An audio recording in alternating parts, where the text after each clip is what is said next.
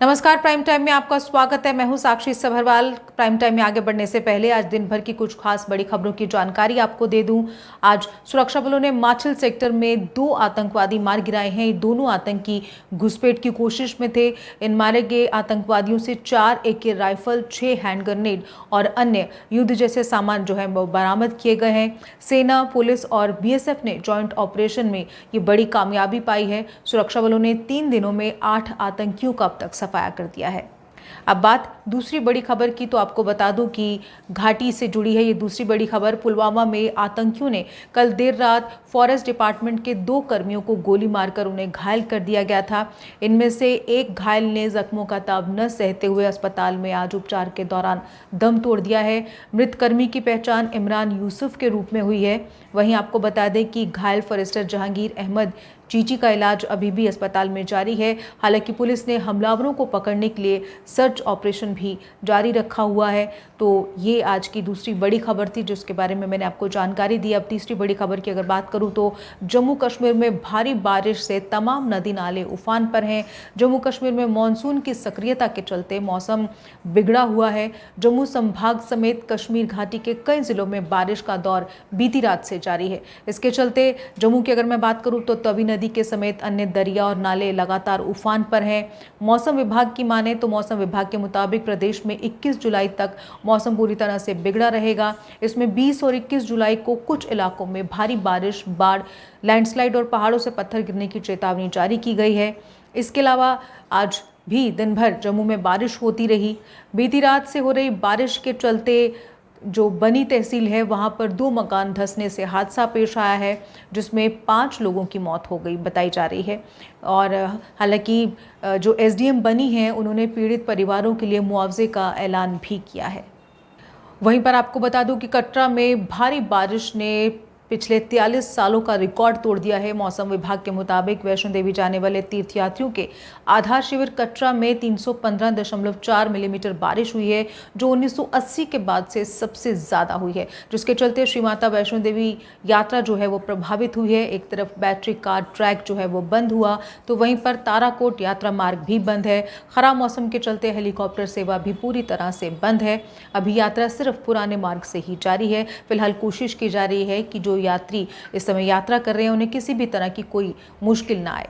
अब बात Jammu Srinagar national highway की, तो आपको बता दूं कि जम्मू श्रीनगर नेशनल हाईवे पर ट्रैफिक मूवमेंट जो है वो बहाल कर दी गई है।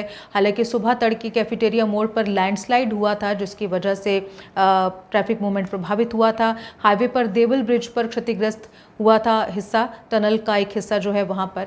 वहीं पर मुगल रोड की अगर बात करूं तो वाहनों की आवाजाही वहां पर बहाल हो गई है। हालांकि लैंडस्लाइड के चलते थोड़ी देर के लिए मुगल रोड भी बंद हुआ था। रत्ताछम में लैंडस्लाइड हुई थी जिस वजह से थोड़ी देर के लिए बंद हुआ था। अब बात प्राइम टाइम के मुख्य मुद्दे की। कोई भी सरकार हमेशा ये सपने देखती है कि आने वाले कई सालों तक वो सत्ता पर लगातार काबिज रहे और कई ऐसे काम करने में वो जुटी रहती है जिसके दम पर वो लोगों के वोट हासिल करती रहे। कुछ ऐसा ही नेशनल हाईवे और अन्य डेवलपमेंट प्रोजेक्ट्स को लेकर बीजेपी ने अगले लोकसभा चुनाव के लिए जो ख्वाब बुने थे, जो सपने देखे थे, उन्हें शायद विपक्ष की नज़र लग गई लगती है। वैसे तो भारी बारिश ने देश के विभिन्न हिस्सों में कहर बरपाया है, लेकिन अगर खासतौर पर केंद्र के लिए अहम माने जाने वाले जम्मू कश्मीर की बात की जाए तो करीब 10 घंटे तक चली मूसलाधार बारिश से केंद्रीय मंत्रियों और भाजपा के स्थानीय नेताओं के दावों की सच्चाई खुलती नजर आ रही है। जम्मू श्रीनगर नेशनल हाईवे की हालत तो ऐसी है कि मीडियम बारिश होते ही ट्रैफिक के लिए बंद कर दिया जाता है इसको। हालांकि यहाँ कई टनल व जो अन्य जो डेवलपमेंट का निर्माण है वो भी किया जा रहा है, लेकिन इसके बावजूद समय समय पर प्रकृति से छेड़छाड़ के नमूने सामने आ ही जाते हैं। इस ताज़ा बरसात ने उन हाईवे पर भी कहर भर पाया है जिन्हें सुरक्षित मानकर डेवलप करने के विभिन्न प्रोजेक्ट्स चलाए जा रहे हैं। ऐसे एक पुल चड़वाल के पास जम्मू पठानकोट नेशनल हाईवे पर तरना नाले पर बना था, जो बरसात की वजह से एक साइड से धंस गया है। वहीं कई छोटे मोटे पुल जो पिछले 1-1.5 साल के दौरान बने थे वो भी या तो टूट गए हैं या टूटने की कगार पर है। इसी तरह से अगर दूसरे डेवलपमेंट प्रोजेक्ट्स की बात की जाए तो जम्मू में आर्टिफिशियल लेक बनाकर 2024 के चुनाव में वोट बटोरने की भाजपा के जो सपने हैं उस पर पूरी तरह से ग्रहण लगता नजर आ रहा है। गुजरात के साबरमती की तर्ज तर्ज पर जम्मू में तवी रिवर फ्रंट का काम पूरा करने का टारगेट जून 2023 रखा गया था, लेकिन अभी इस प्रोजेक्ट का 10% काम भी पूरा नहीं हो पाया है। अगर अपनी पार्टी के अध्यक्ष अल्ताफ बुखारी के बयान को सही माना जाए तो इससे ये साफ पता चलता है कि डेवलपमेंट प्रोजेक्ट्स पैसा कमाने का एक जरिया बन चुके हैं और ये सब होता है अधिकारियों और ठेकेदारों की मिलीभगत से। दौलत कमाने का काम है, इनके साथ ठेकेदार मिले हुए होते हैं। एडमिनिस्ट्रेशन 10-15 दिन हम सबको बहुत प्यारा ये लगता है, जब बाढ़ आती है वो खत्म हो जाती है। तवी रिवर फ्रंट का काम शुरू तो हुआ लेकिन रफ्तार बेहद कम है।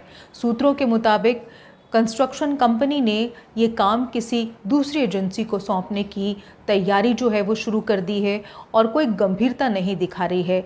मौजूदा हालात ये हैं कि तवी के बाएं किनारे के कुछ हिस्से पर ही काम जो है वो जारी है, जबकि अगर हम दाएं किनारे पर 1% की बात करें तो 1% का काम भी दाएं किनारे पर नहीं हुआ है। 7 किलोमीटर लंबे इस प्रोजेक्ट को 530 करोड़ से ज़्यादा की लागत से 2 फेज़ में पूरा किया जाना है, जिसमें करीब 282 कनाल ज़मीन आएगी। आपको बता दें कि एक बार पहले भी तभी में अचानक बाढ़ से काफ़ी प्रोजेक्ट उपकरण पानी में बह गए थे।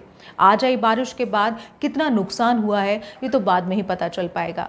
वहीं अल्ताफ बुखारी की ये बात भी सच साबित होती दिखती है कि तवी रिवर फ्रंट हो या झेलम रिवर फ्रंट, दोनों हर साल बनाए जाएंगे और बाढ़ में बह जाएंगे। वो जनाब तवी फ्रंट हो, झेलम फ्रंट हो, मैं आपको बताऊंगा ये तो हर साल बनेगा और हर साल बाढ़ में जाएगा।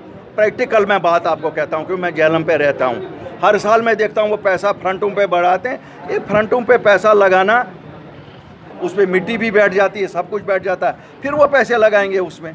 ये वही जम्मू की लेक का मसला है। आप देखो जम्मू की लेक कैसी बनी है। अब ज़रा इनको बोलो ना, जवाब दे दें। 5 साल से तो ये है।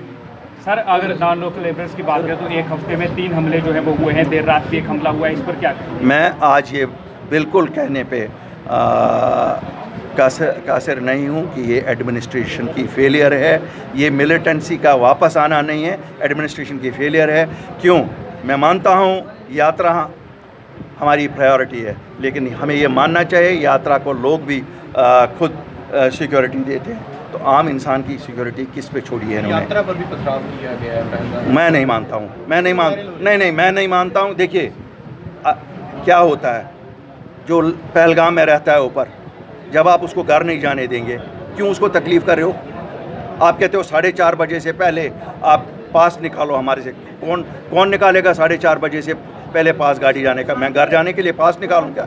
यात्रा मेरे सर पे, लेकिन लोकल लोगों को तंग नहीं करो। वही लोग तो यात्रा अपने कंधों पे लेके जाते हैं, तो इसलिए यात्रा पे कोई पथराव नहीं। वो एडमिनिस्ट्रेटिव जो इनएफिशिएंसीज है उसको लेके गुस्सा दिखाता है लोग। यात्रियों को कहीं पे भी कोई नहीं। इंजर्ड हुए यात्री, तस्वीरें सामने आई हैं, वीडियो वायरल हो रही है। सब वीडियो वायरल हुए होंगे, वो इन चीज़ के वायरल हुए हैं कि घोड़े वालों का झगड़ा पड़ता है। यहाँ नहीं, माता वैष्णो देवी में पड़ता है, हर एक जगह पड़ता है। अब ये तो पूरे जम्मू कश्मीर के डेवलपमेंट प्रोजेक्ट और हाईवेज का जायजा लेने के बाद ही पता चल पाएगा कि ये जो बरसात है कितनी बर्बादी लेकर आई है। लेकिन फिलहाल जम्मू कश्मीर में इस समय जो हालात हैं वो कैसे हैं, बरसात के दौरान जो तमाम सड़कों और टनल्स के जाल बिछाए जा रहे हैं, पुल बनाए जा रहे हैं, वो आखिर कितने मजबूत हैं, कितने टिकाऊ हैं कि वो पहली बरसात या दूसरी बरसात में जो दावों की सच्चाई है उसको खोल रहे हैं। खैर, जेके अपडेट में आज के इस प्राइम टाइम प्रोग्राम में बस इतना ही। ताज़ा अपडेट्स के लिए जुड़े रहिए जेके अपडेट के साथ और मुझे दीजिए इजाज़त। नमस्कार।